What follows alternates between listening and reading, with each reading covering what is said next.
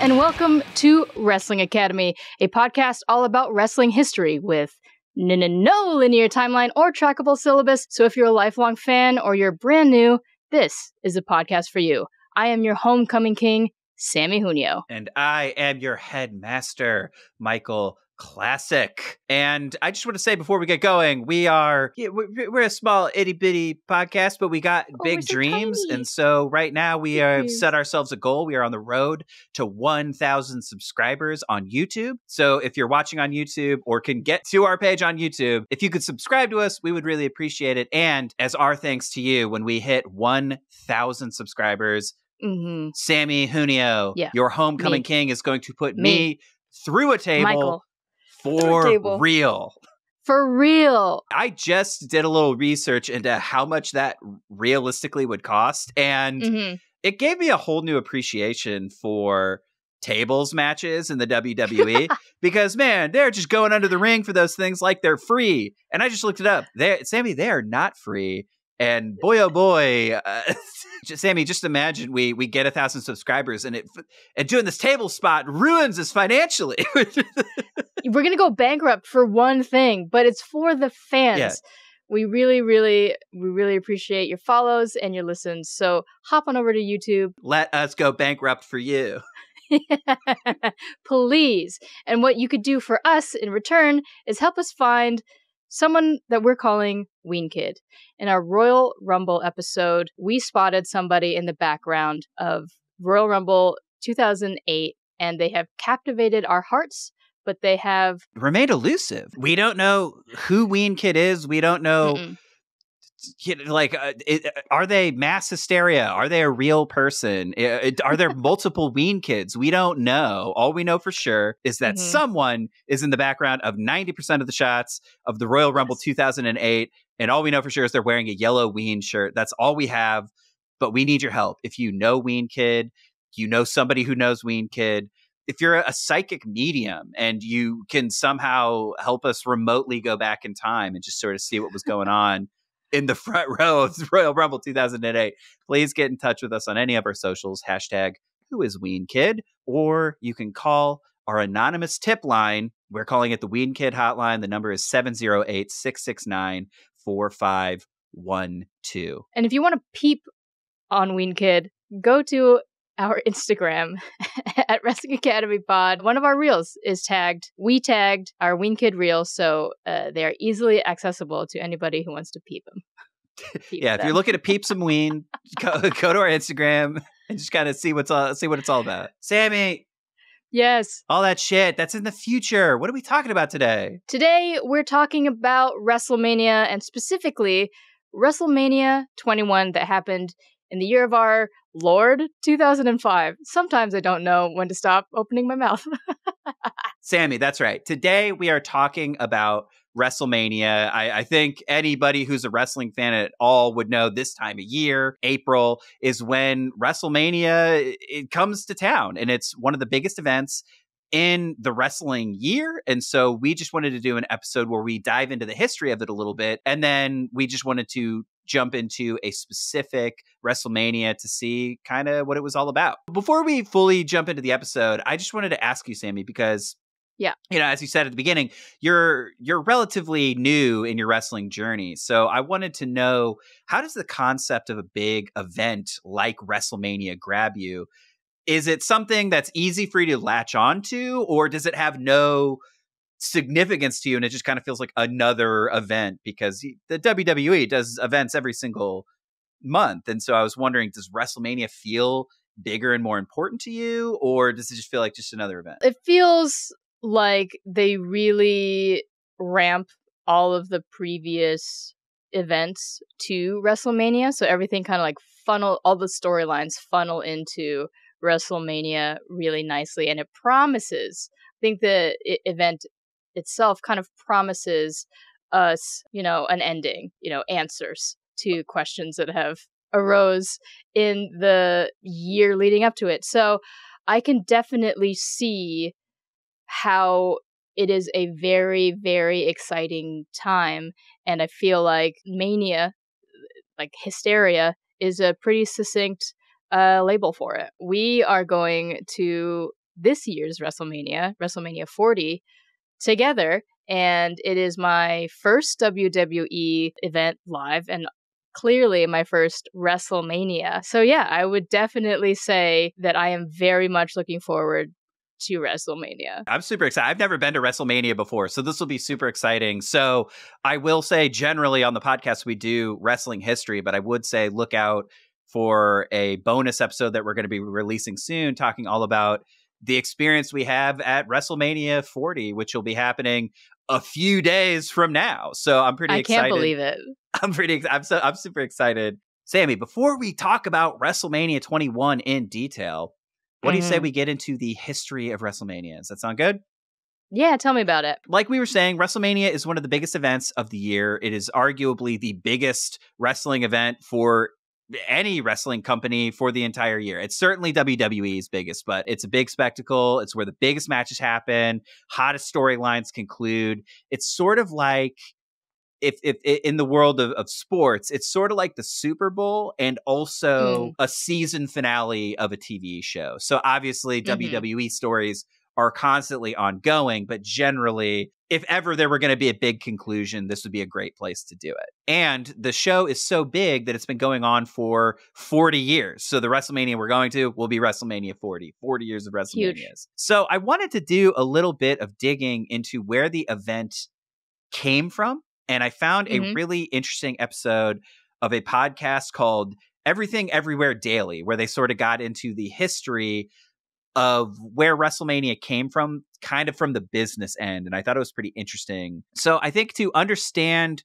where WrestleMania came from, we gotta look back to what the wrestling landscape looked like back in the 70s and 80s. So from our Terry Funk episode, I think you'll remember how we talked about before we have this big national TV model, wrestling was a lot more of a smaller localized thing. They were called the territories, right? So if you want to hear us talk about sort of the beginning territory days of wrestling, definitely go back and check out our Terry Funk episode where we get into all that stuff in a lot more detail. The broadest way to explain the territories is basically every pocket of the United States kind of had its own wrestling company that was in charge of it. So there was a wrestling company in Texas, and everything that was happening there was completely different than a wrestling territory in Minneapolis, et cetera, et cetera. So like each one was their own independent thing. They had their own independent wrestlers, their own independent storylines, and occasionally they would share talent, etc. And so governing all these independent wrestling companies, they formed the National Wrestling Alliance. And basically it was a way to sort of have all these independent promotions talk to each other so that they could all talk to each other, work things out, and then basically keep each other from encroaching on the other's territory, etc. And so I think the other thing you need to keep in mind in the 70s and 80s is television also worked a lot different. So it's not like it is today where there's a bunch of different channels with a bunch of different networks and a bunch of different streaming platforms. Everything was a lot smaller scale. So in terms of networks and TV and stuff like that, there was just far less networks. I mean, there's something like 3 major networks maybe. So let's say you're one of those fans who lives in Texas, all you know about it is the local Texas wrestling scene. So if you're going to go to a live show, you're only going to see the wrestling in Texas. And if you're going to watch wrestling on TV, it's only going to be localized to where you live. So if you're in Texas, you're only going to see Texas wrestling. You're not going to see the wrestling that's happening in Minnesota, Minneapolis. So, and if you're in Minneapolis, you're only going to see the Minneapolis wrestling. You're not going to see what's going on in Texas. So everything was very segmented and very divided. And so the fan bases for every individual territory was really small. What I'm hoping is starting to percolate in your mind, Samee, is that if someone were to take wrestling national, the potential to capitalize on every single one of those markets and make the most, to like gain the most amount of fans and the most amount of money, that's where it is. But these small independent territories didn't want to do that. They all liked being in charge of their own little thing. And so for somebody to go national, that would mean that all of these smaller territories would probably suffer as a result. So all of these territories were basically like, yeah, we're not going to do that. We're not going to go national. Everybody's just going to be chill and do their own thing. And trigger warning, I'm about to talk about Vince McMahon. Vince McMahon, his father was in charge of one of these smaller territories, and he sells the company to his son. And so then Vince McMahon has the idea that's like, oh, if I take wrestling national, I'll be able to gain more fans than just the specific market that I'm based in. And so that's exactly what he did. So he went around and started building a wrestling program that could be seen nationally by everybody. And the way that he did that is he went around and bought out the best talent from all of the territories. And so he took everybody's top stars and he put them on one show, and that show went all over the United States. So if you're in Texas, you could see his show, and it's got wrestlers that you've never seen before, or maybe if you've seen them, you've only seen them rarely. So we're talking like Hulk Hogan was his big star. So like Hulk Hogan was big in the territories, and then he became a nationwide star because of all of this. So to do that costs a ton of money. So Vince McMahon was really on the verge of bankruptcy. He went into a lot of debt to try to build a national operation and poach talent from all of the other wrestling territories.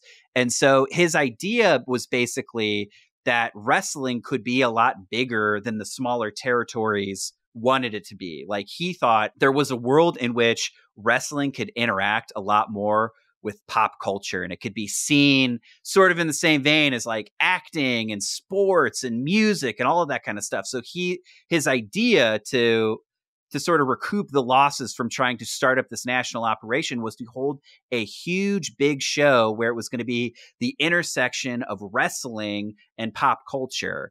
And it was going to have like wrestling, and it was going to have celebrities, and it was going to have musicians and stuff like that. In addition to the celebrities and the music and all that stuff, it was going to be hard hitting, cool matches that people were really excited about. And so he had this idea for this like dream event that he was going to be able to take nationwide and capture everybody's imagination. And so his vision for the show, Samee, was going to be a big event that he called the Colossal Tussle.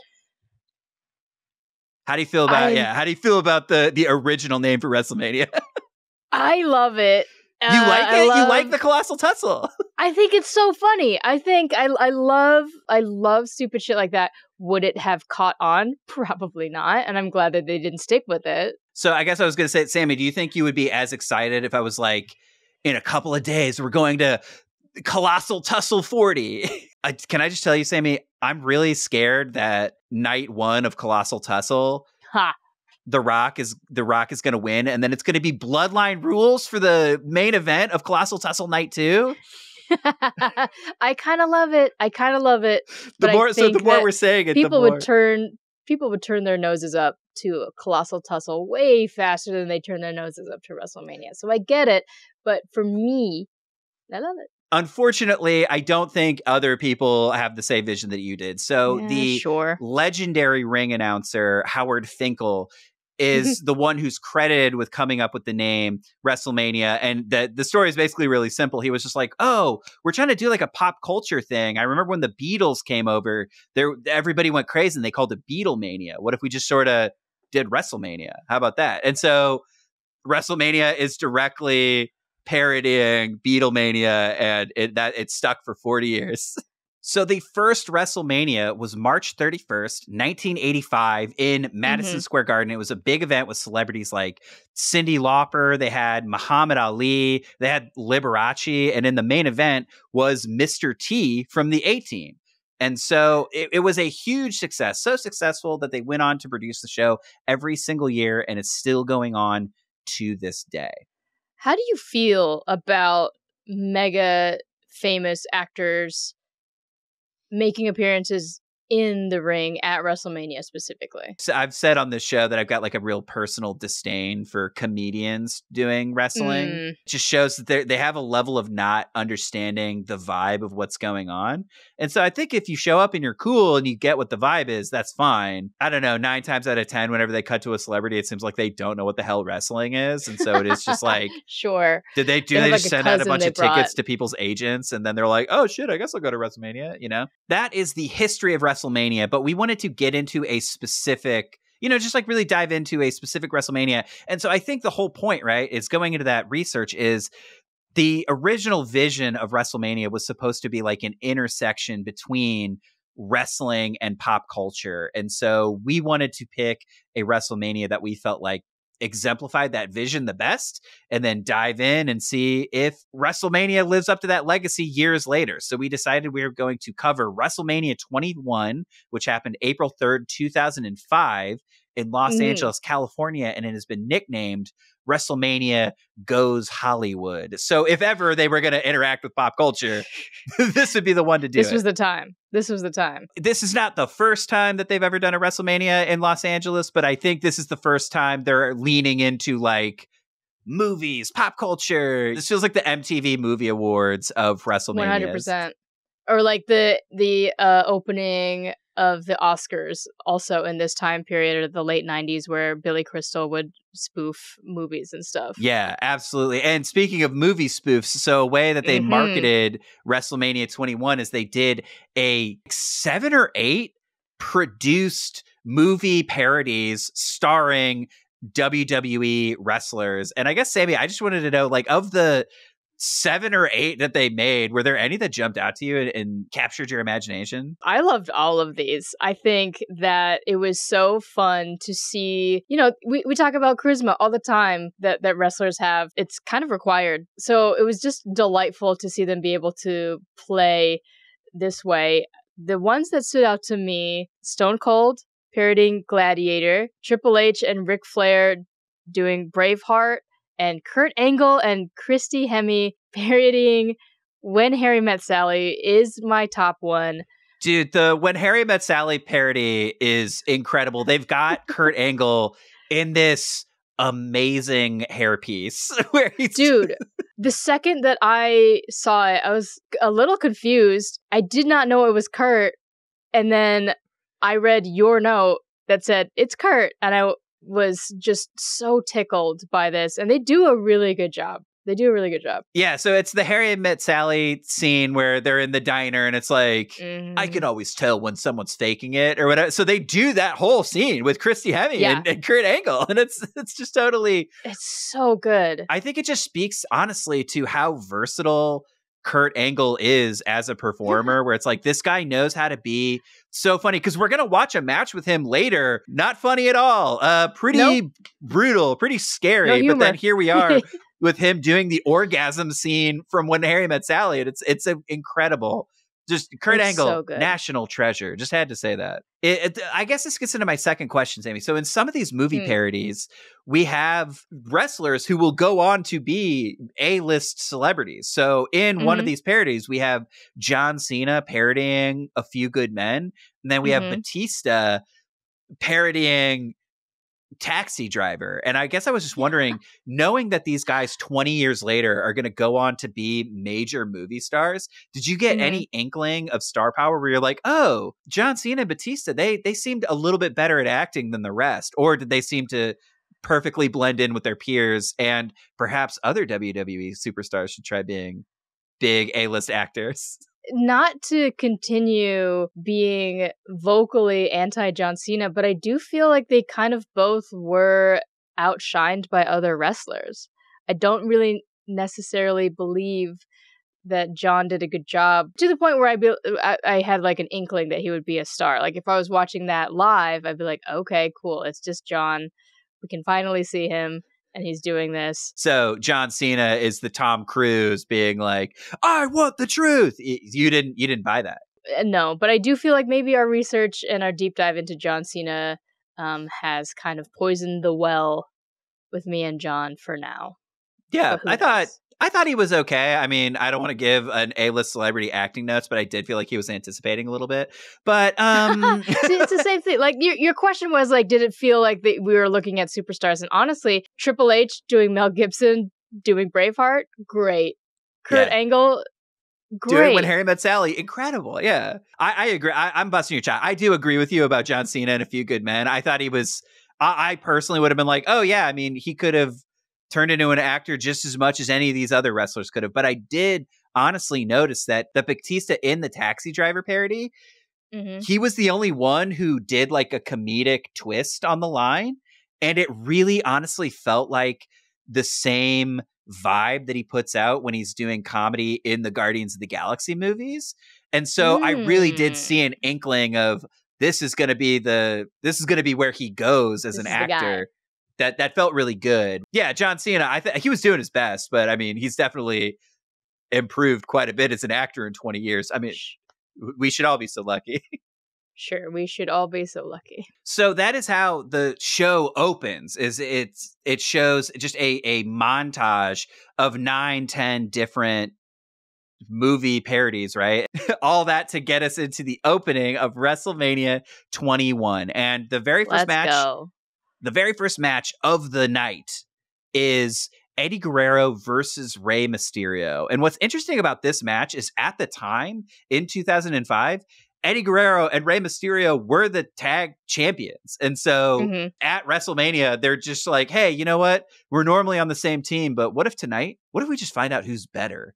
And I thought they put on like a really high energy, great start to the match where it is just Eddie Guerrero bouncing Rey Mysterio all over the ring. It's just sort of, Rey Mysterio, he's a shorter guy. And then Eddie Guerrero is a lot bigger, beefier guy. And so he is just whipping Rey Mysterio all over the ring. I thought it was a lot of fun. It was really great. I was really excited to see Eddie wrestle because we kind of haven't in the journey of research for Wrestling Academy. So again, just so thrilled to see him. And he was really just beef. I love beef. I think it's like a pretty, honestly, dominant display from Eddie Guerrero, pretty much the whole match.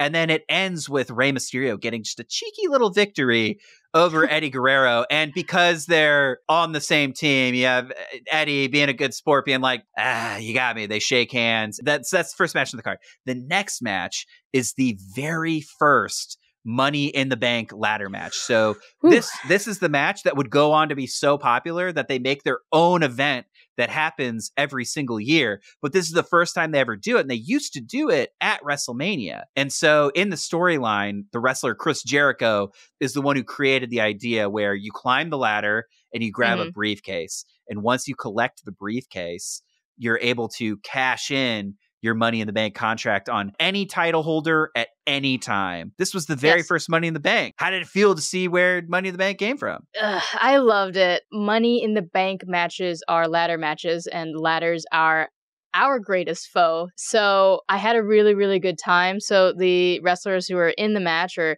Chris Jericho, Edge, Shelton Benjamin, Chris Benoit, Christian, with a side of Tyson Tomko, and Kane. Out of all of those people, Michael, if you were in a Money in the Bank, who would you go for first? That's tough because everybody in this match is somebody that you cannot take lightly in a wrestling capacity. And so I think for me, if we're going purely in the storyline, I think the person you got to watch out for the most is Kane, because his character, right, is he's just a sick fuck and he wants to hurt you. Whereas all the other guys are like, oh, they'll wrestle you. But the character Kane, who the hell knows what that guy wants to do with you? You know what I mean? And that guy wants a briefcase? What's he going to do with it? He's going to set it on fire.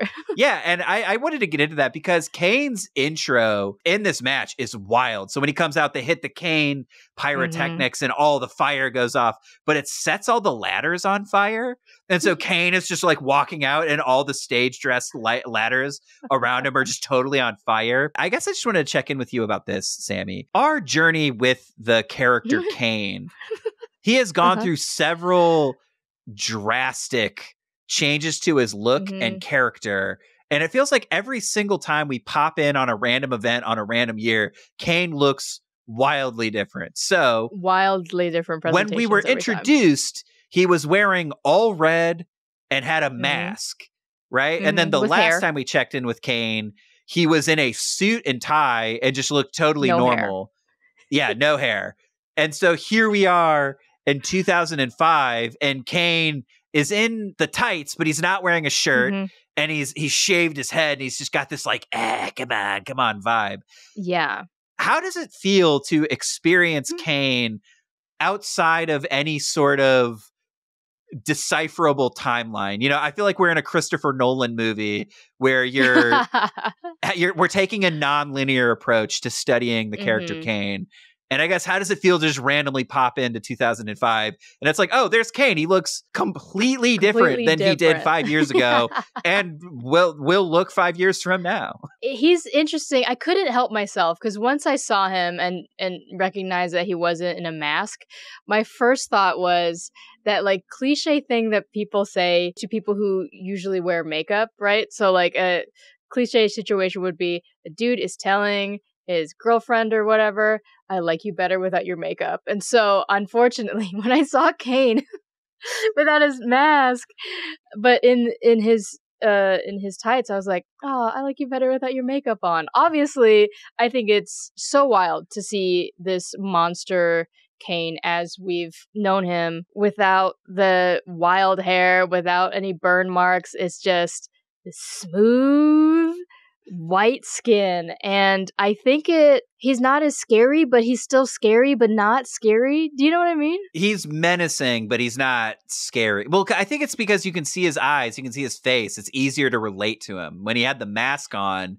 who the hell knows what he was thinking or doing? But Kane without the mask, we can at least see what he's thinking about. When you take the mystique away, I mean, from any tall person, they just end up just coming off as a tall person. So it's kind of a letdown, but he's still as powerful as hell, and he sets things on fire when he walks past them.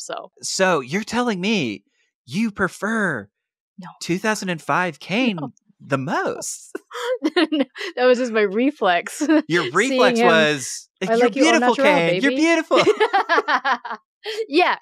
Unfortunately, that's what I thought. Until we see the next version of Kane. Right now, 2005 is peak Kane for you.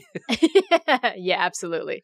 Top of my list. That's interesting. So that's Kane, but there are so many other competitors in this match, and this match, dude, was so fucking awesome. So I can see why it became the phenomenon in WWE that it would go on to be, is because this match is just so fun. You're watching 6 guys just go absolutely nuts on each other in a ladder match, all competing for like a mystery title chat. Every single thing about this was like a great idea. And then they picked the perfect cocktail of performers to be in the very first one.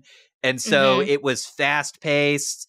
It was hard hitting. I mean, we have Edge and Christian in there who are just ladder match experts, and so they're doing all kinds of wild stuff with the ladders. Yeah, it was really fun to see them do a ladder chair toe at one point. So there's one point where Edge and Christian both pick up individual ladders, and they just fully slam into they just both sandwich Kane between the ladders. I think they tried to say ladder chair toe, but they're just like, they couldn't find it. And so they absolutely hit Kane with a ladder chair toe for sure. Gosh, and there was one point where the ladder was flat on the ground, and then I don't remember who it was, but they were smashing the legs together over and over again on somebody's arm. And I thought, I rewound that to see if there was any way that we were being faked out, like with camera tricks. Nope. That was somebody's arm getting repeatedly smashed in a damn ladder. I can't. Oh just my God, ladders. Like a mouse trap over and over and over again. So brutal. So brutal. Our biggest enemy. The part to me that really made me be like, this is why I'm a wrestling fan, is it builds to this sequence where 4 guys are at the top of 2 ladders, and they're just having this square fight with each other. And then it's like everybody gets peeled off until it's just Edge and Shelton Benjamin up at the top of the ladder. And then Shelton Benjamin just straight up slams Edge straight from the top of the ladder, like all the way down to hell. He just takes Edge out. And so while everybody's down, like the ladder's fallen, so they're like, it's an extra ladder dangling, and then Chris Jericho sees that everybody's on the ground. He's like, perhaps I'll sneak up and win. And so as he climbs all the way to the top of the ladder, Shelton Benjamin runs up the ladder and just clotheslines Chris Jericho right off the top of the ladder. It is so wild, dude. That was my favorite spot in this match. love it when the wrestlers, their creativity is on point and they're running on a surface that's not really a surface. Ooh, baby. So cool. So cool. I think for me, those high flying aerial moves are because normally there's a lot of, do I have my footing? Am I good? Am I balanced? And then I go, and that's totally the safe way to do it. But whenever I see somebody like Kenny Omega just fully go for it without fully checking their footing, it adds this extra layer of like, oh my God. And that's exactly what Shelton Benjamin does here, where he's like, look, there's kind of no way to gingerly run up this ladder. So I'm just going to fully send it and hopefully I make it. And he does. And it looks incredible. I feel like with some things in wrestling, the best way to do something or the best way to land something is to go really, really fast and not think about it. And that is definitely what it looks Shelton Benjamin did. I also just think Shelton Benjamin, I think for my money, is one of the biggest missed opportunities in pro wrestling. This guy had all the tools to be such an amazing star. And I feel like this was one of those instances where the creative team in place just really didn't know how good they had it with somebody like Shelton Benjamin. And then you just see him and you're like, oh, this guy is such a peak athlete that he's like, I'm going to sprint up a ladder and then clothesline Chris Jericho off the top is so nuts. Shelton Benjamin fucking rules. And every time I get a chance to say Shelton Benjamin's awesome, I gotta take it because Shelton Benjamin is fucking awesome. We build to the very end of the match, right? Where climbing up, grabbing the ladder, you know, it's like it seems like Chris Benoit's going to win the match, and then all of a sudden, out of nowhere, Edge runs up, hits him in the arm with a chair. It's the most little kid reaching for something I've ever seen, where it's like he's a little too short to fully connect. It makes it. It's not that it's cheesy or it looks bad. It makes it feel like it hurts more because he's trying to hit with the ladder, and so he just manages to clip his arm, and then it's like and he just fully falls off the ladder. And then Edge just climbs up, becomes the very first Money in the Bank winner. At some point, though, before the end of the match, Tomko gets Christian on his shoulders, and they climb up the ladder before Kane just wipes Tomko out. But I did love, since we just released our Christian episode, it's kind of fun seeing their friendship in other places. This was 2005, and that's when Christian and Tomko headed over to TNA. Yeah, I know. It was kind of interesting to be like, within the next couple of years, I mean, months. With Kurt Angle that we're talking about too, it's like Tomko, Christian, and Kurt Angle within the next like 2 or 3 years would all end up over in TNA. So it was really cool to see them starting to develop those tools of being like, oh, the Christian Tomko connection. We're gonna explore that more. We're gonna do something more with that, even though they're two completely different companies with different creative teams and stuff. And what's cool is that Christian and Kurt here, it doesn't look like they're doing a bad job at WWE. They really ripped it up here. So it was interesting. After that, we're gonna fully just gloss over this next segment. It's one of those, we just wanted to put it in there to be like, look, if we're inspiring you to check out WrestleMania 21, you could fast forward after the Money in the Bank match to the Undertaker match that's coming up. And it's basically, all we'll say about it is it really felt like the WWE set out to create a segment that would age the absolute worst it possibly could. And they succeeded. So... Yes, 10-fold, 20-fold, maybe 21-fold. So the next match is The Undertaker versus Randy Orton. We covered this in a previous episode. It was Hell in a Cell Part 1, and it's part of The Undertaker and Randy's super long feud where Randy was going by the Legend Killer, and The Undertaker at this point was working on his undefeated streak at WrestleMania. And so these two bad boys clash pretty hard. We were talking in our Asuka episode, we mentioned undefeated streaks. So The Undertaker at this point in time was 12-0 at WrestleMania. And so Randy Orton, he's right at the beginning of his career. His very first WrestleMania was like last year. And so Randy Orton is brand new in his career. And so his whole gimmick at this point is he's taking out those established wrestlers that we all liked. And so he was like, to cement my legacy as the next legend, I have to kill the previous ones. And so Randy Orton is like, you're 12-0 at WrestleMania. I'm going to be the one to end the streak. Right. Yeah. I remember that you're going to be 12-1. It's like, Yeah. that's not really intimidating, but I get it. Unreal. And I just want to sprinkle in, just because I thought this was interesting, Undertaker's first WrestleMania was WrestleMania 7 in 1991. So at this point, it is now 2005. Undertaker's still kicking at WrestleManias. And then, as we said, this is Randy Orton's, at this point in time, this is his second WrestleMania. What I love the most about WrestleMania is they put little promo packages together that summarizes the story right before the match starts, and it's always super cool and super dramatic. And in the promo package for Randy Orton versus The Undertaker, there was this moment that I wanted to know if you heard it too, when Randy Orton says, so I think what he's trying to say is like, I'm about to make history. Randy Orton says, I'm about to make herstory. And I was wondering, feminist icon Randy Orton in 2005?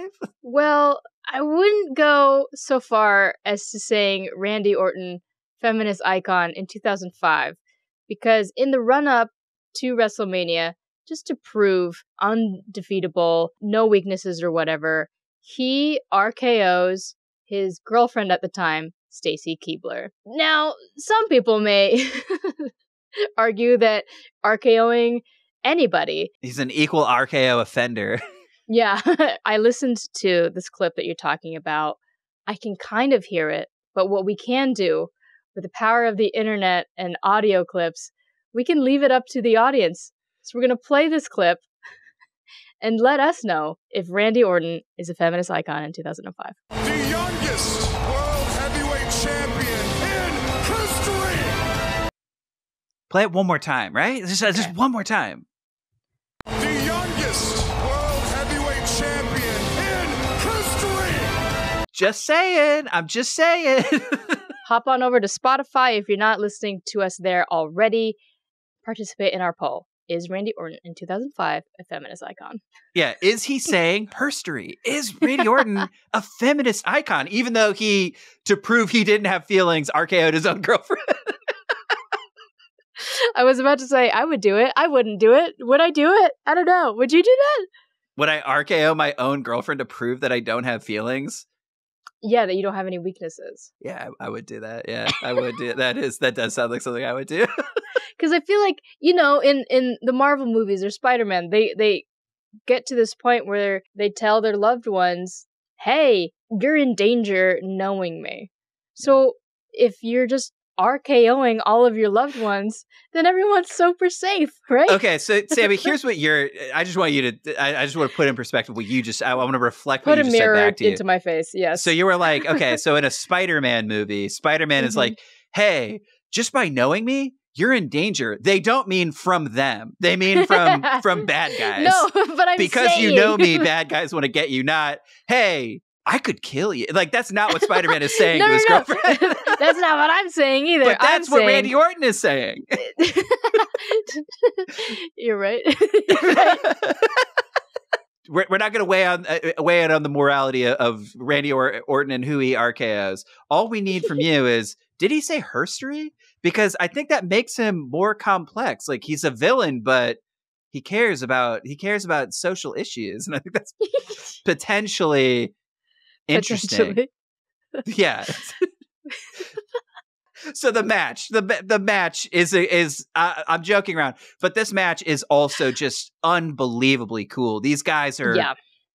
It's also it's interesting because I have a perception of seeing The Undertaker wrestle now, and that was this match happened 20 years ago. So The Undertaker in his prime is so quick and so spry, and it did feel so great just to get some vintage Undertaker. Wait, would you say Undertaker in 2005 is at his prime? I still feel like, no, he looks great, and you're right, but is this his prime? I don't think he fully locked in until late 90s. So I think he was still kind of figuring out what he does. And so I think by the time we hit, I think it's the same as like Stone Cold. It's the same as The Rock, where sure, those guys all technically wrestled in the early 90s, but they didn't hit their prime until the late 90s to mid 2000s. So okay. Okay. most people who grew up with this time period of wrestling, we are at the middle to tail end of a lot of our legendary favorite wrestlers' prime of their careers.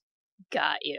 Okay. And Cool. this match is no exception. So I think we're getting mid-career Undertaker. I think we are getting to the middle / end of his prime as being the Undertaker, even though he would go on to wrestle for 20 more years. But that's so wild.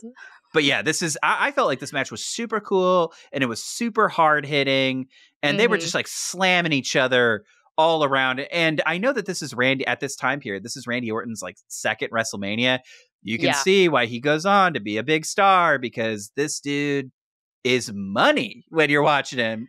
We talked about it already in our Hell in a Cell Part 1 episode, but this was Undertaker kind of setting Randy up for greater things. And so they were toe to toe. Like, it really was kind of hard to know who was going to win the match. And then, of course, Bob Orton comes and casts Undertaker in a nod to WrestleMania 1. Yeah, I mean, good of you to point out, Randy Orton's father, Cowboy Bob Orton, was at the very first WrestleMania. That's so wild. I love it. I love legacy stuff. So in this match, he's got a cast on his arm and he slides in and he tries to hit Undertaker with his plaster cast arm. So there's a point at which Randy Orton is going for the RKO and Undertaker sees it. He pushes him away and he pushes him directly into the referee and the referee gets knocked out. Then Cowboy Bob Orton slithers in. He's got a plaster cast on his arm. He uses it to hit the Undertaker, and then he drags the knocked out referee all the way to the Undertaker, who he has draped his son, Randy Orton, over the Undertaker, and he just drags the ref over. It is basically like, wake up, count. I just always think that's so funny in the storyline of wrestling, how if you're a referee, you have to be like, hey, wake up, count immediately. You know what I mean? He has to immediately be like, oh, yeah, of course. You know what I mean? I've always thought that as a beat for a referee character is always so funny. And I feel like if anybody knows a wrestling referee that we can talk to, I really want to get into that, because I think stuff like that is so funny and I want to know more about what it's like to be a referee. So if you're a referee or know a referee, get in contact because we want to talk. Okay, so at this point, Cowboy Bob Orton has basically handed his son the match. And then Randy Orton goes for the pin and it's 1, 2, and then the Undertaker sits up and everyone goes fucking crazy. That's so funny. Did you have a time when you were younger where you would like try to wake up like that? Just like I didn't do that one, but the one that I always tried to do was the Shawn Michaels kip up. And you have not lived till you've seen a room full of 4th grade boys at recess just all trying their best to kip up, and none of us have the strength to kip up. Incredible. So Undertaker, he gets up and at this point he's making his comeback. So he sees Cowboy Bob Orton up on the ropes and he just goes and with his huge long Undertaker legs just kicks Bob Orton. It's like Bob Orton was on a tee and then the Undertaker just like and then knocks him out of the park. It's so wild. He goes for the choke slam, and then this is where Randy Orton's RKO out of nowhere legacy starts to come. So Undertaker gets him in a choke slam, and then Randy Orton, when he goes up, immediately hits him with an RKO, and everyone's like, "Oh my god!" And so at this point, momentum is shifting wildly back and forth. And then Randy gets so cocky. He's like, you know what? I'm going to hit the Undertaker with a tombstone. Ooh, and so bad move.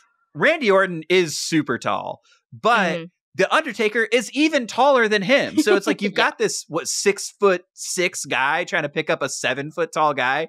And so Undertaker is so big. He's loading him up for the tombstone, but he basically just has him draped over his shoulder. Undertaker is still so huge. And then Undertaker like leverages him and then seesaws Randy Orton into a tombstone. So like Randy Orton's doing the tombstone and then he starts going backwards and then Undertaker just fully picks him up, hits him with the tombstone, and that is game over for Randy Orton. And the Undertaker is officially 13-0 at WrestleMania. Ah, gosh, that reversal was so fucking cool. Yeah. And just like, I feel like it was such a fuck you to Randy Orton and then also a You can't get me to anybody, to everybody, the whole entire world. Like, you can't get me. I'm the Undertaker. Oh, beautiful. Absolutely. It was so, this match was so awesome. And it's in the middle of them having an unbelievable feud. And if you want to hear us talk about it a little bit more, we cover it in way more depth in our Hell in a Cell episode. Keeping things moving. Up next, we have a match between Trish Stratus and Christy Hemme. And I don't know. It's like this was a real short match where I even did the timer. So this takes place in the time period where we were talking about women's wrestling in the WWE wasn't the best. I did a stopwatch timer. The entrances to the match were 2 minutes long. The match itself was 4 minutes long.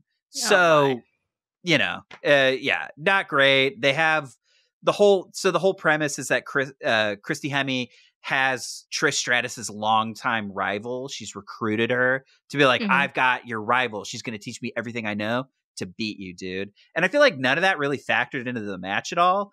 I think Christy Hemme hit Lita's finisher, the Twist of Fate, like one time. But other than that, it didn't really play into it at all. And it just felt like a way to be like, oh, Lita's super popular, but she's injured, so she can't do the match. So let's find a way to still get her to be at WrestleMania. Yeah, I read somewhere that they tried to add Lita to add weight to the rivalry between Trish and Christy. Did it add weight for you, Samee? I mean, I'm so glad that the women's division in WWE has evolved. I recognize that in 2005, these women were still working as hard as possible. Did I love the match? No. But you got to start somewhere. But it's not their fault. It's not their fault. Yeah, I don't think it was like this wasn't a talent issue. I think it was like an opportunity issue. From this match, we move on to a match between Kurt Angle and Shawn Michaels. And this is a fun fact. This is the match where Shawn Michaels gives himself the nickname of Mr. Wrestlemania. So they would go on to refer to him as that, but this is the first time they ever referred to him as Mr. Wrestlemania. And the reason they did that is he's competed at a lot of WrestleManias. His first WrestleMania ever was in 1992 at WrestleMania 8.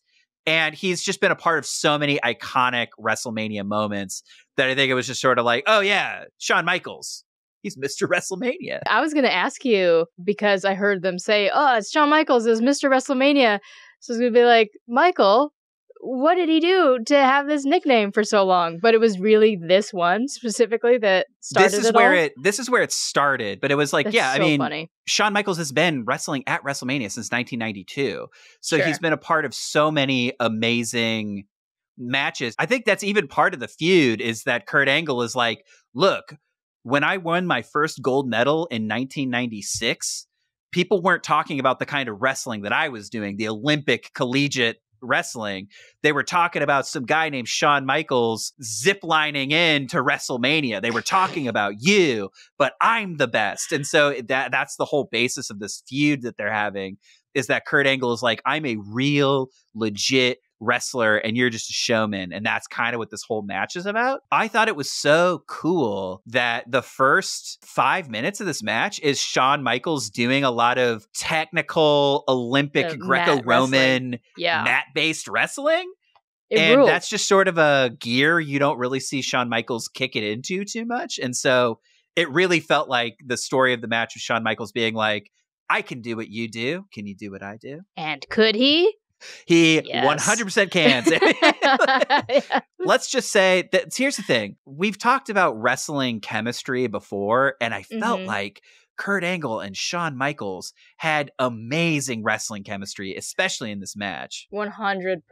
100%. The first part of this match is very old school mat-based wrestling. So like if you were thinking about wrestling that you would see at the Olympics or in high school or something, it's that kind of wrestling. So it's guys tumbling around, jockeying for position and looking for holds and maneuvers and stuff like that. At a certain point, they tumble outside of the ring, and that's kind of when all hell breaks loose. Yeah. And that's when Kurt Angle starts to be like, okay, but I can also do what you do. And these guys just start beating the hell out of each other, dude. I really liked seeing the transition from, Shawn Michaels is wrestling honorably and doing mat wrestling and really just not letting Kurt in at all. Like it was definitely Shawn's match in the beginning.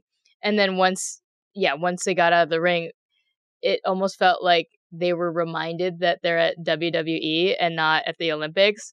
And then it just, everyone's bleeding all of a sudden, and there's people going through the commentary tables that don't shatter because they're reinforced for WrestleMania. Yeah, so they're hitting these tables, and the tables, normally when someone gets thrown to the announce table, it breaks, but it always feels like it hurts way more when you see somebody just paste the top of the commentary table and then it doesn't break and then they just have to tumble off of it. It sucks. This is the kind of thing that I love about wrestling and wrestling creativity is this feels like it's, you know, the most basic thing in the world, right? Is wrestlers have their finishing moves. So for Shawn Michaels, it's called sweet chin music. He basically kicks you in the face and it's a knockout blow.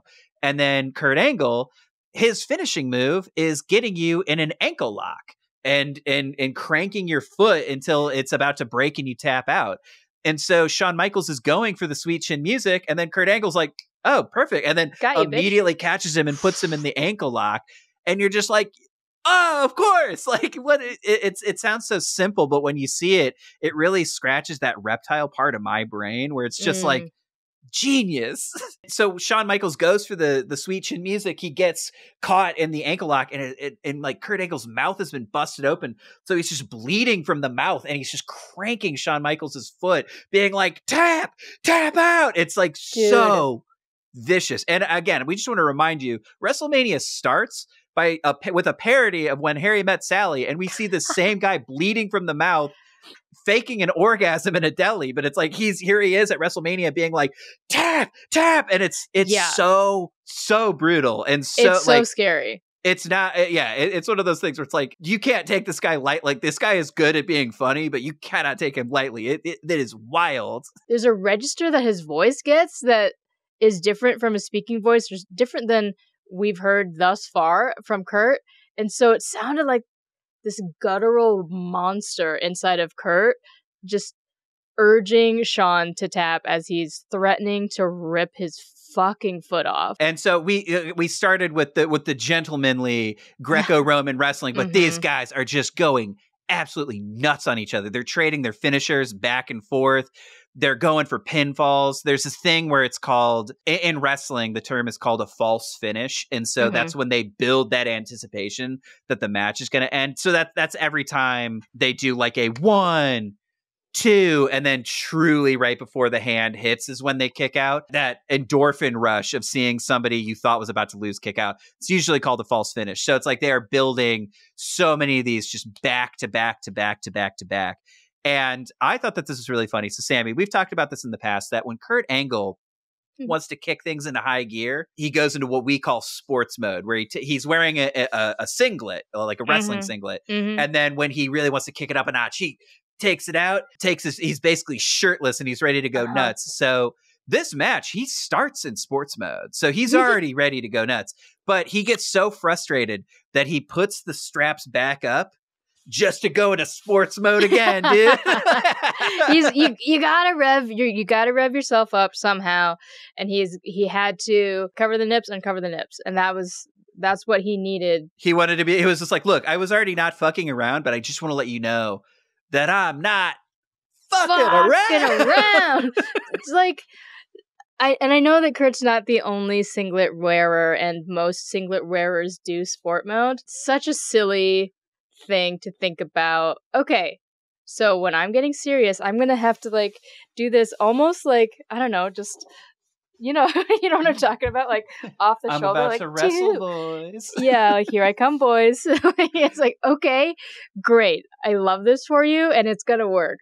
So when Kurt Angle goes into double sports mode, he goes for this move that is so unbelievably beautiful. So it's called a moonsault, and he basically just does a backflip from the top turnbuckle. And so he goes for the moonsault, and then Shawn Michaels just rolls out of the way. So you watch this beautiful flip, and then just watch Kurt Angle crash and burn on the ground. And so when he's on the ground, Shawn Michaels goes up to give his classic elbow drop from the top rope, but Kurt Angle gets a burst of energy, and he pops up and hits his second finisher, the Angle Slam, from the top rope. So he just fully slams, and both men are like dead. And so Kurt Angle is just like, it's just enough strength to kick out 1, 2, and then Shawn Michaels kicks out and everybody goes absolutely crazy. So then Kurt Angle is so mad. Shawn Michaels is like a rag doll. He like picks up his rag doll lifeless body and he's just grabbing him by the head and he's just like, you will go down, you will tap out. And when he's doing it, almost like out of pure instinct, Shawn Michaels hits his super kick finishing move and both men just pass out. So it's not like it's like he hit his finisher just to get some breathing room. And it is like a bomb went off. Both guys are just absolutely out for the count. These guys are just like dead on the ground for a minute straight. And then you watch Shawn Michaels like finally start to crawl over. He covers Kurt Angle, and of course Kurt Angle kicks out. Kurt Angle just like pops up strikes. He immediately gets Shawn Michaels in the ankle lock. And this sequence goes on for like a minute and a half of you're watching Shawn Michaels, his like foot is caught. Kurt Angle is like cranking his foot to hell. He looks like he's going to break his ankle. And you're watching Shawn Michaels do everything possible to get out of this. He's like rolling. He's flipping. He's like kicking his hand. He's kicking Kurt Angle's face. It is like a wild animal in a trap. And then every single time, right, it looks like Kurt Angle's about to like get kicked away. And then he rolls and repositions and then like cranks his ankle even harder. And then he ends up just like so close to the ropes, he can't quite get it. And then you watch him just like, and he taps out. Shawn Michaels taps out to Kurt Angle. Kurt Angle fucking wins, dude. This match was unbelievable. To go deeper into the storytelling of Shawn Michaels, I think that there's a level of storytelling that only an expert can achieve with wiggly fingers. And Shawn Michaels, give me an example of wiggly fingers. What are we talking about here?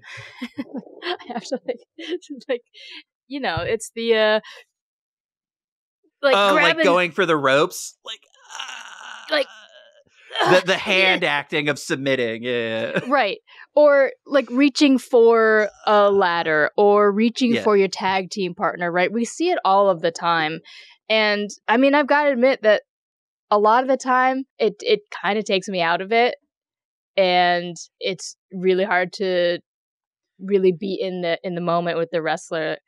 Like, I am with you, I see the struggle, but Shawn Michaels, as you were talking about, just has this incredible way of storytelling, and the wiggly fingers really did it. Like, I felt myself crying, like shouting at my computer screen, like, just get it, Shawn. Like, I knew what was going to happen. What a pro.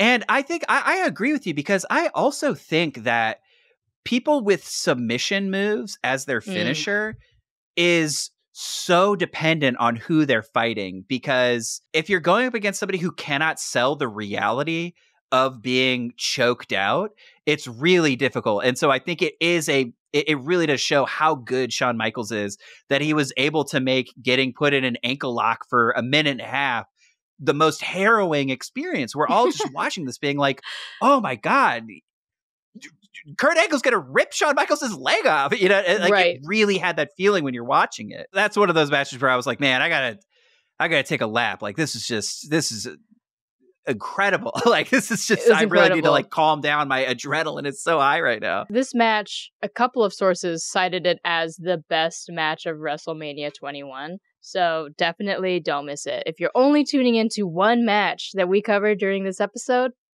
I think it should be the Shawn Michaels and Kurt Angle. I agree. This was my favorite of the night, also, for sure. Before we move on, I just want to reiterate, you mentioned it earlier. Kurt Angle was in sport mode when he arrived to the ring, meaning his special WrestleMania in-ring gear debut, which some wrestlers do go all out for their entrance, right? Because it's a special occasion. You want to dress up. You want to do your Sunday's best. Kurt Angle's Sunday best is nipples out. Just wanted to put that out there before we move on. He's like, look, the whole world's watching. I gotta put my best foot forward. What can I show them that would impress them the most? Hard ass nips, Kurt. Let's go. Let me go sport mode. Let me show them what I'm really all about. So after this incredible match, we move on. We have a wrestling legend, Rowdy Roddy Piper, who was at the very first WrestleMania. He was in the main event. of WrestleMania 1. And so it was sort of like a talk show segment that he used to do. It was called Piper's Pit. And so here we are 21 years later, and he's reviving his classic Piper's Pit to, it seemed like, do a passing of the torch from one anti-hero to another. So he's like, I've heard about this crazy SOB, Stone Cold. And so it really felt like we say, wrestlers really like to honor themselves and their history and each other. And so this did feel like a big moment where you're getting an anti-hero like Rowdy Piper to pass the torch figuratively to someone who's of the same spear. We have Stone Cold, who is at the height of his popularity, doesn't need anybody to give him a little bit of like, hey, I like what this guy's doing. But it was a nice gesture, I thought. So he brings out Stone Cold, and these two guys just like fully do a face off. And you're watching two anti-hero tough guys interact with each other. So Samee, how does this all kick off? Roddy Piper slaps Stone Cold Steve Austin right in the face at the beginning. Just straight up slaps him in the face, and the crowd goes fucking nuts. Yeah, so he's basically like, hey, Stone Cold, thanks for coming. He just it's like what? He doesn't even ask him a question. He just hits him. He just hits him, and to answer, our beloved Stone Cold Steve Austin says, thanks for having me, you little son of a bitch, and slaps him back. Yeah, I know. It is just like, it is so, so wild, so funny. I love it. We've got these two legendary tough guys in the ring, and then all of a sudden, a sort of mid-card bad guy comes out. So a mid-carder, as we said, is like, they're not at the very tippy top, but they're kind of on their way up. So they have Carlito, who's a bad guy. He comes out to interrupt, and it really... So I think in modern times, it used to be The Miz for a really long time, but if you were to probably... I guarantee you, Grayson Waller is going to interrupt somebody's segment, and it's going to suffer the same fate as Carlito. I almost guarantee it. So basically, the way this trope works is... You've got two cool, badass people in the ring. A sort of middling bad guy comes out to be like, hey, I think these guys suck. And then the two tough guys just beat the crap out of him. And so that's exactly what happens here. Carlito comes out to be like, hey, I think both you guys aren't cool. And then his whole thing is he's got an apple that he usually takes a bite and then spits the apple in somebody's face. So he tosses the apple in the air. Rowdy Piper catches it. And then he takes he eats like half the apple. He gets half an apple's worth of apple in his mouth and then just spits it directly in Carlito's face. And then Carlito's like, oh, what the fuck? And then Carlito tries to beat up Rowdy Piper. Rowdy Piper is like kind of getting his ass kicked by Carlito a little bit. You see Stone Cold watching and laughing. And it's kind of like, all right, enough's enough. And then he gives Carlito a Stone Cold stunner. Like, all right, Roddy, let's share a beer together. And then he does his classic... calls for them to toss cans of beer into the ring. And then, Samee, I guess I was just curious, how did you feel about Rowdy Piper's chugging ability? I'm so glad you asked, Michael, because I went a little too far into looking at Rowdy Piper's chugging ability. So far, in fact, that I broke down how many beers they did and how Rowdy did with each can of beer. Are we ready for this, Wrestling Academy? Okay, so the first one, they both chug one beer. They cheers, and the beer goes everywhere. So I'm led to believe that they spill most of it, and they finish the cans. They smash cans in their hands, and then Stone Cold Steve Austin goes on the ropes and calls for two more cans. So he tosses one over to Roddy. Roddy starts opening it. Steve tosses him another one. Roddy looks flustered now. I think he's overwhelmed. I don't think that he knew how many beers he was in for. So he opens the beers and he pours both beers on his face real quick, drops it down after like 2 seconds, and then just tosses them out.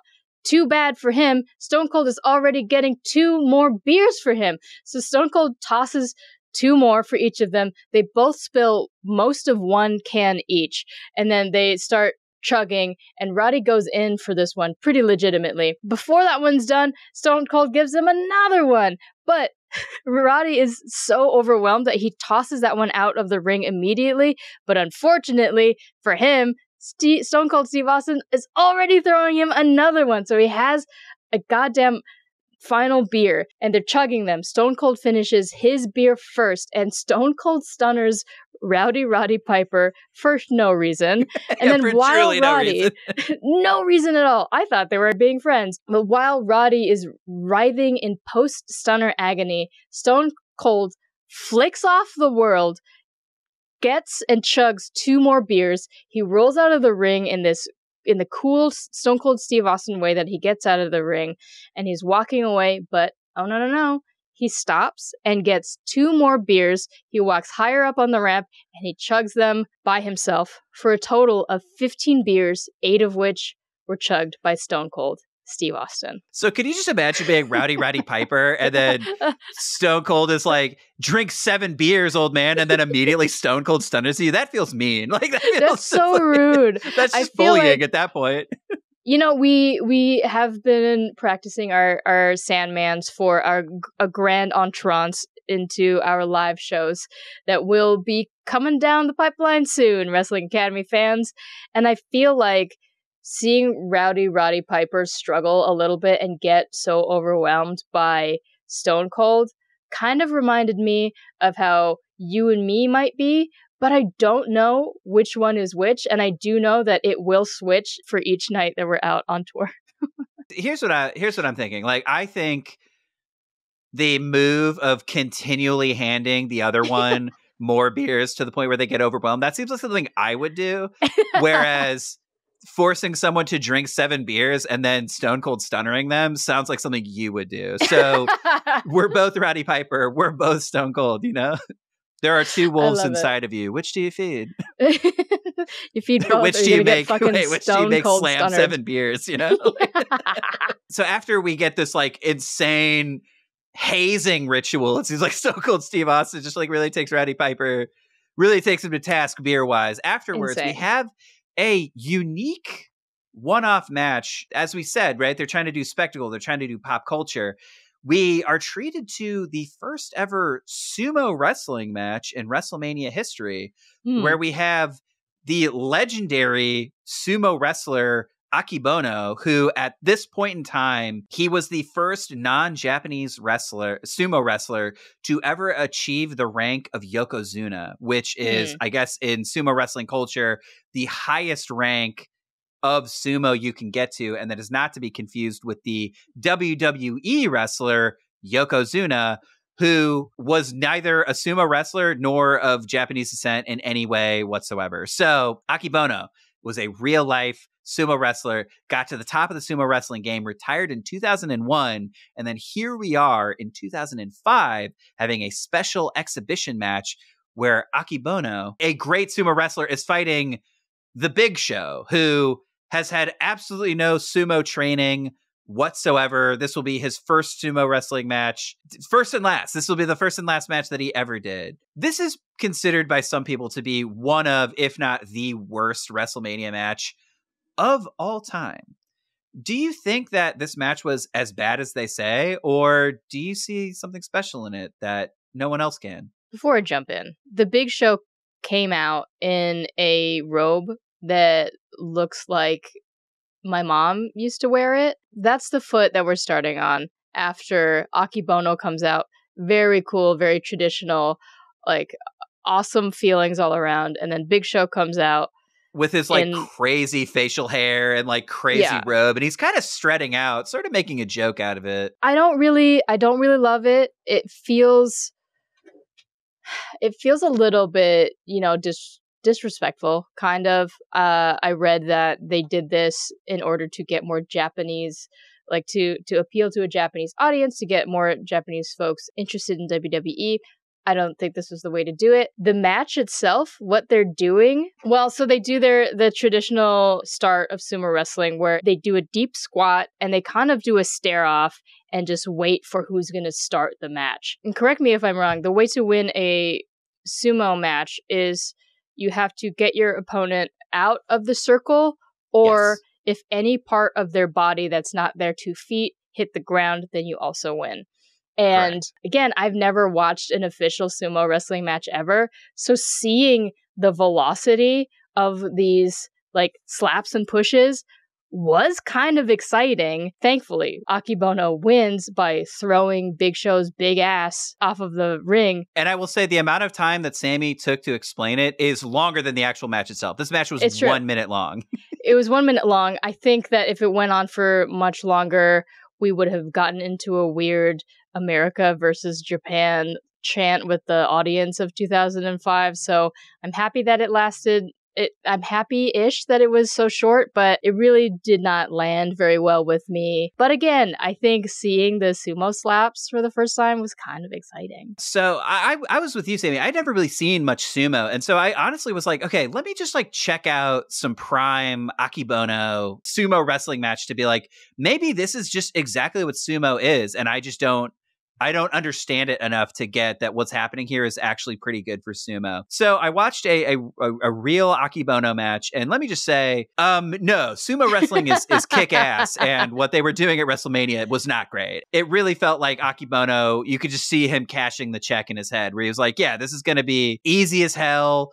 It really felt like Akebono was trying to guide Big Show through a predetermined sumo match, and it's so clear that Big Show has absolutely no idea what he's doing and is just getting his hand held through this entire match. He's got absolutely no chance.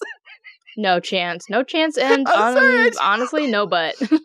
I'm sorry, it also just like it just oh. Oh no. Basically, why I'm laughing is just like, why the fuck did Big Show think they had any shot? Like, what the fuck is he talking about? Just to like march into this and be like, this dude's been a sumo wrestler for like 15 years. Like, why the fuck Big. did you? Yeah, why the fuck did you think you're gonna be able to do this? Sorry, that just hit me. I'm just like, why the fuck?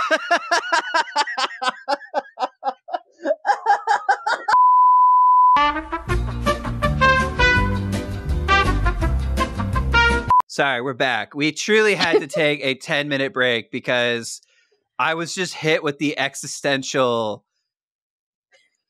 concept of the Big Show with no sumo wrestling experience, thinking that he could fight somebody who's been a professional sumo wrestler for 10 years in Akebono.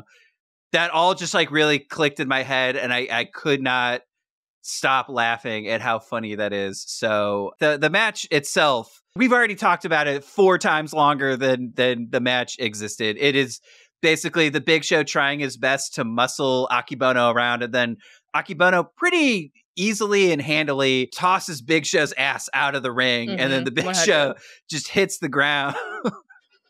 Uh-oh.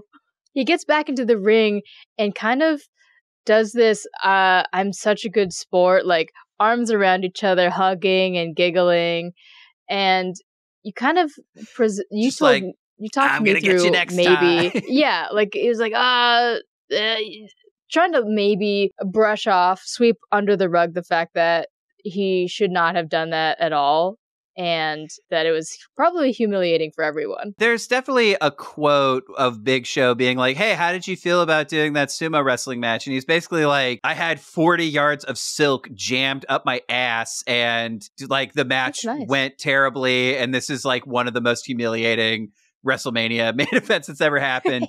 But he was like, but look, I'm out there to entertain the fans, so... But hey, look, 40 years later, you have what I think was the most beautiful random laugh break that I've seen in a long time, and the first time I've seen it from you, so I think it did its job. Yeah, people want to hate on this WrestleMania main event, but I cannot stress to the audience listening that I truly broke down laughing for 10 minutes thinking about this match. I could not get it together thinking about this match. This is the first, last, and only sumo match that has happened at WrestleMania. And I think Akebono went on to have a little bit of a wrestling career over in All Japan, New Japan, that sort of thing. So this was sort of the springboard of his end of his sumo career, beginning of his wrestling career. So from here, we move on to a match between John Cena and John Bradshaw Layfield for the WWE Championship. And this one for me, in the lead up to the match, at this point in time, the character John Cena. So we've done our John Cena episode, right? Where he was at his work really hard, his Super Cena era.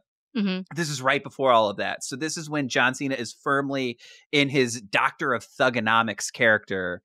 That was sort of the infamous character he did before he became the ultra squeaky clean babyface John Cena. There was that. And then he was fighting a wrestler who we've interacted with a few times. His name is John Bradshaw Layfield. And he started his career as one of the members of the Ministry of Darkness. He was in a tag team called the Acolytes. And then as his character evolved, he became sort of a Texas businessman, Wall Street money kind of guy. And so he evolved into a truly despicable, I'm a rich guy kind of heel. And so the whole lead up to this match between John Cena and John Bradshaw Layfield employs one of my absolute favorite wrestling tropes of all time. These guys hate each other so much. The general manager is basically like, look, until WrestleMania, neither one of you is allowed to touch the other one. And so you're just watching two guys who just like hate each other so much, but they can't get near each other. And you're just watching them edge violence for 3 months straight. Man, that's like one of my favorite wrestling tropes. But I was curious, Samee, we did our whole John Cena episode, and it seems like it really poisoned the well of John Cena for you. And I was wondering, seeing him before he was that squeaky clean babyface, when he was the edgier Doctor of Thugonomics, did that do anything for you? Or are you just sort of anti-John Cena? I was hopeful that maybe I would be into kind of the Doctor of Thugonomics for some reason. And after, I don't know, maybe half a second, I realized that I was being foolish, and the Doctor of Thugonomics was as cheesy as John Cena can and ever will be. I agree. Unfortunately, the Doctor of Thugonomics does not stand the test of time. I thought this match itself was pretty good. They had the whole, you can't touch each other till WrestleMania. So this just turns into a brawl immediately. And it is JBL just dominating John Cena for half of the match. And it's Cena looking for any single opening he can find, and he just like can't do it. JBL's viciousness during this match is so like, this is the kind of bad guy you want. Just the faces he's making as he's wrenching John Cena's neck and head into the ropes and just hitting these really disgusting feeling swinging neck breakers. Just every hit felt like it hurt so bad. It hit so hard. It looked so bad. And then eventually the Doctor of Thugonomics was able to find his opening, swing the momentum. And he did this thing that I really appreciated, that I thought was pretty funny, is during the match, Cena is like riding the right. He's able to hit some big moves in a row. He's building his momentum. And right before he kicks it into the final sequence of the match, he bends down and he pumps up his sneakers. Like the tongue of the shoe had the little pump thing. So he just bends down and is like, pump, pump, pump, pump, pump, pump. And then he's able to like hit his finisher on JBL and become the WWE champion. And Samee, I just wanted to point out that this is also John Cena's second ever WrestleMania. I mean, we talk about the unbelievable run he's about to go on, but we're still relatively really early in his career. I will say, though, that it is worth it to compare John's match with JBL and Randy Orton's match with The Undertaker. Like, I feel like the Doctor of Thugonomics versus JBL kind of was like two cartoon characters, and Randy and The Undertaker are just like these two beasts. You know what I mean? You think about The Undertaker and it should be goofy, but when you're watching that match, nothing goofy about what The Undertaker's doing to Randy Orton.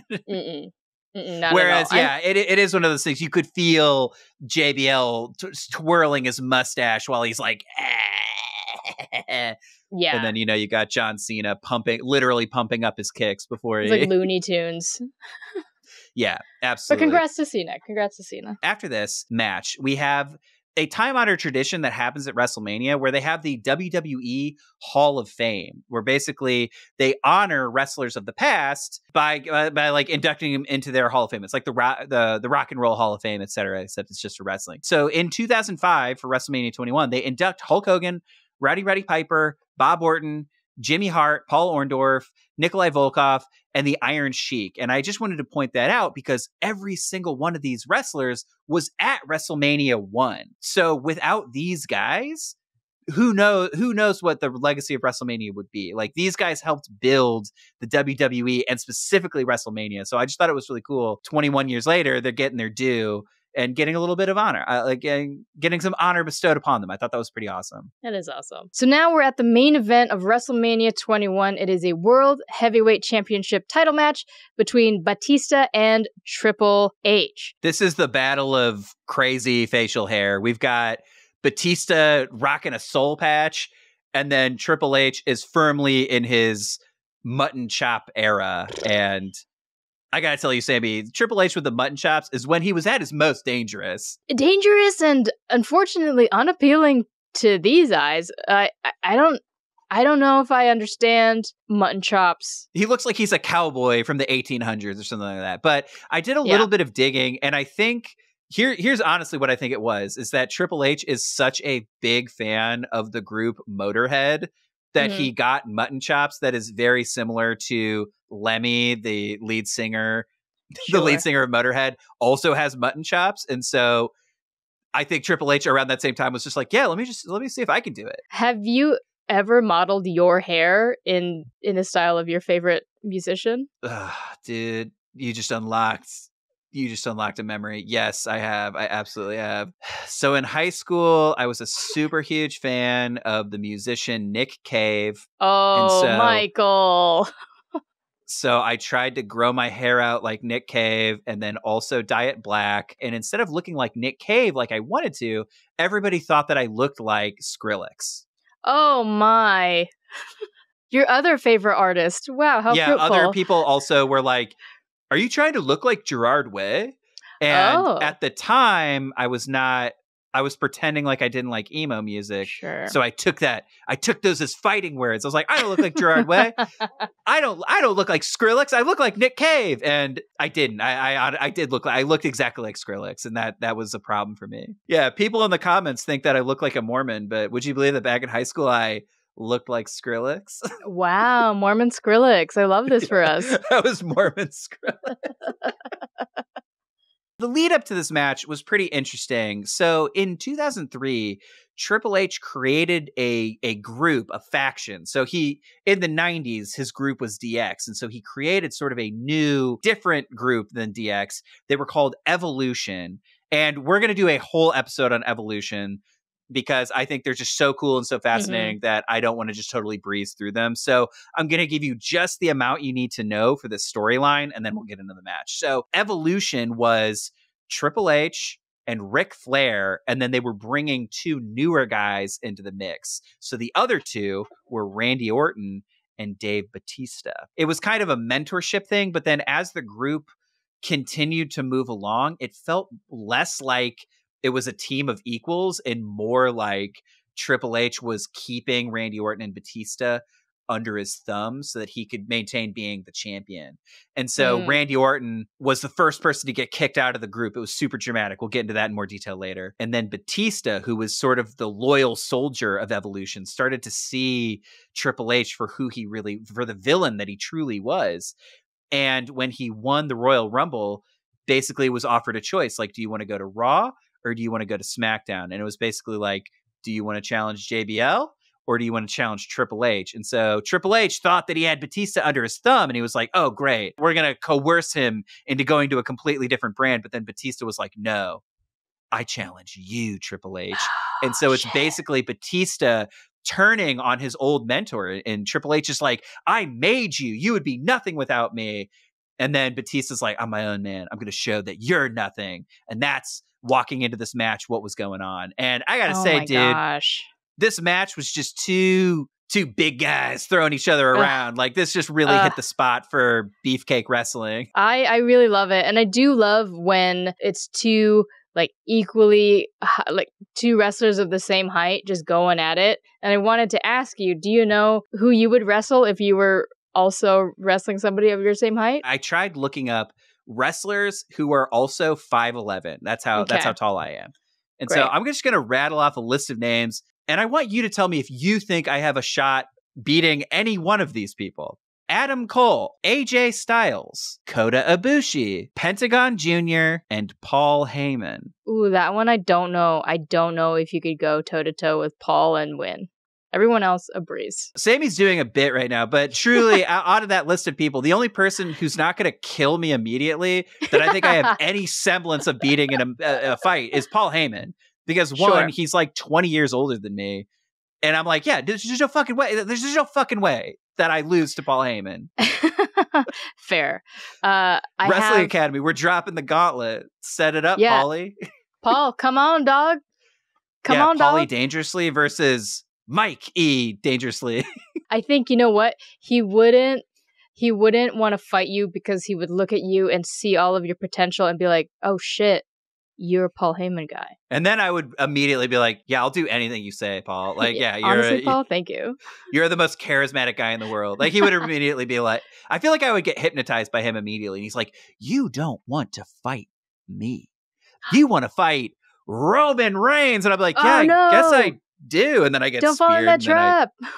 He spears me in half and then I die. Sammy, are there any wrestlers your same height that you think you could beat? I will also rattle off a list of names and you tell me if I would be able to pummel these wrestlers into a 3 count. Natalya, Mercedes Moné, Toni Storm, Sable. I will end with Carmella. Sammy. Yeah. You're my best friend. I care about you deeply. I believe in you more than anyone else on earth. There is no fucking way. No. You can beat anybody on that list of names, including Carmella. And as honestly, much as I want to fight her. Maybe you've got a shot beating Sable, but the rest, unfortunately, you're my friend and I believe in you. Not but this much. They're trained athletes. They're weapons of war, Sammy. Why would we? How would we? Triple H is an out of control villain at this point in his career. And I said it kind of as a joke, but I honestly mean it. Triple H, when he was wearing the mutton chops, was truly one of the most dastardly of bad guys. And I think this match exemplifies that perfectly because this match is ostensibly a 2-on-1 match where it's Triple H and Ric Flair just sneakily beating the shit out of Batista for like half the match. They used to be his boys. They used to all be in the same group. And now whenever the referee's distracted, Ric Flair will just kind of skulk out of the shadows and just start choking out Batista with a blazer. Sucks. It was wild. JR and Jerry the King Lawler are running commentary on this match. And there was one point just to tell everybody how big Batista is. And I think it's JR who says, quote, Batista has a back you can project a movie off of. And I don't doubt it. And I kind of want to see somebody project a movie off of Batista's back. You want to watch Dune 2 on Dave Batista's back. I would love it. Insane. I also kind of I had a little bit of a chuckle knowing that they were in Evolution together and Triple H was essentially Batista's mentor and they had the same in-ring gear basically, just different colors. And I went, hey, that's nice, guys. But I was completely distracted, not by Triple H's mutton chops, but by Batista's landing strip. The soul patch? Yeah, it's a long one. Couldn't handle it. Bold choice. But again, it was 2005. We were all out of our minds back then, Sammy. Sure, you're right. I mean, he had a sun around his belly button. Like, he was really just going for it. He was doing all kinds of stuff. The fun thing is, that's still there. Yeah, that is still there. So, yeah, as we said, so this is like a 2-on-1 match. But the whole time, no matter what the odds they're stacking against Batista, Triple H cannot seem to put him away. And you can see the frustration really start to build. So it gets to the point where Triple H climbs up on the top rope, which is a thing he rarely does. So he's reaching deep in the bag to try to put Batista away. And then as he's jumping, Batista just leaps out of nowhere, and then clotheslines Triple H's head clean off. It's totally wild. Such a big move. So, and I think this is kind of when the entire momentum of the match starts to shift. So they spill out of the ring, and Triple H is pissed off. He's going for his finisher, the pedigree. He's going to slam Batista's head into the steel steps. And then Batista reverses it. He does like a catapult maneuver where he sends Triple H flying off the steel steps into like the turnbuckle post. So his head hits so Triple H's head hits the post. He immediately starts bleeding. And then he just starts wandering around ringside like he's in a war movie or something. He's shell shocked, like he's in Saving Private Ryan, and he's just kind of like, And I feel like Triple H's selling of that move is kind of like when you're a kid and you get hurt and you're like, I don't want to play anymore. I quit. I go home. I'm going home. I don't want to do this anymore.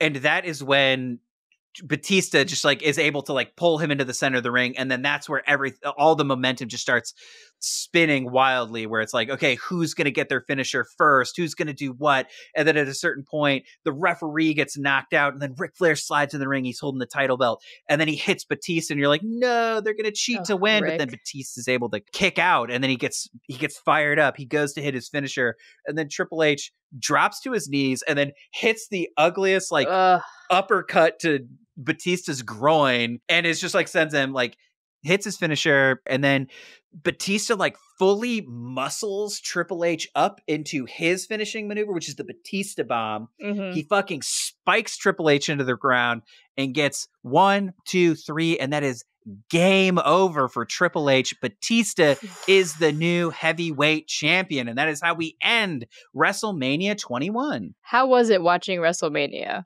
21 for you? That's what I was trying to think. So with the history in mind of what WrestleMania 21 was, right? So the whole spirit, the whole vision of WrestleMania was, this is the intersection between wrestling and pop culture. And this had it. Like it cut out into the crowd throughout the night, and Adam Sandler was there. They had somebody from CSI there. Like they had the guy from ZZ Top was there. Then they had Motorhead do a song live, do Triple H's entrance live. And it was one of those things where the spectacle was there, the celebrities were there, the sports entertainment was there. And so I think top to bottom, this was a really great evolution that we saw from where it started 20 years ago. And I really thought that this was like, I think if you were to look around at like what's the quote unquote best WrestleMania, there are tons of them that come to mind. So people would recommend WrestleMania 17. A lot of people say that one's the best, but I really think that this has kind of everything that I was looking for in terms of what I think WrestleMania is all about. How'd you feel watching it? This was my first full WrestleMania to watch. And so I think it was really interesting to know the reason behind WrestleMania is to make that intersection between wrestling and pop culture. Aside from it being a product of 2005, I really, really enjoyed it, and we got some really incredible matches from it. One thing that I was keeping in mind was that we weren't like actively following the week by week storyline. So would we still have a good time watching WrestleMania 21?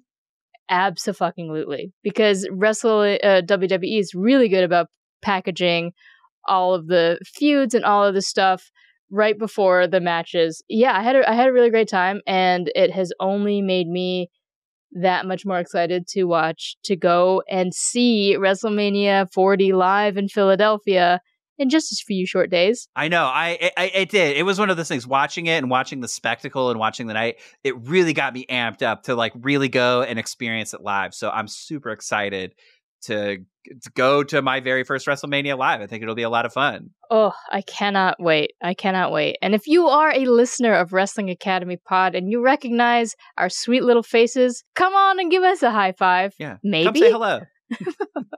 And that is our review of WrestleMania 21. We just want to thank you for listening to Wrestling Academy, hosted, produced, and edited by me, Michael Classic, and you, Samee Junio. You can follow us on Instagram, TikTok, and YouTube at Wrestling Academy Pod. You can send us an email at wrestlingacademypod@gmail.com.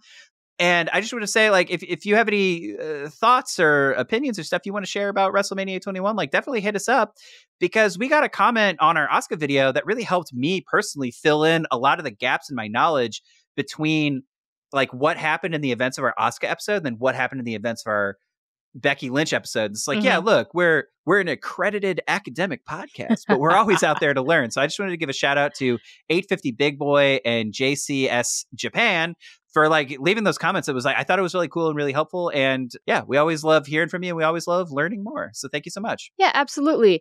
And follow, rate, and leave a positive review of Wrestling Academy wherever you get your podcast. And check us out on Spotify specifically, where we have Q&As or polls for every single episode.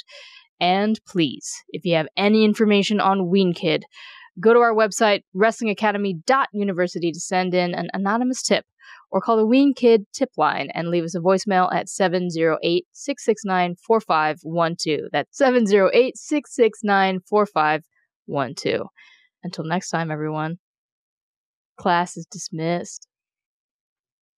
Thank you so much for having us, you little son of a bitch. The fact that you don't do it like Stone Cold is so dicey. How do You always have to say it like such a sweetie. Like, thanks so much for having us. You know, son of a bitch. Because I can't pull off Stone Cold. Can you do Stone Cold? It's like, thanks so much for having us, you little son of a bitch. That's pretty good. What?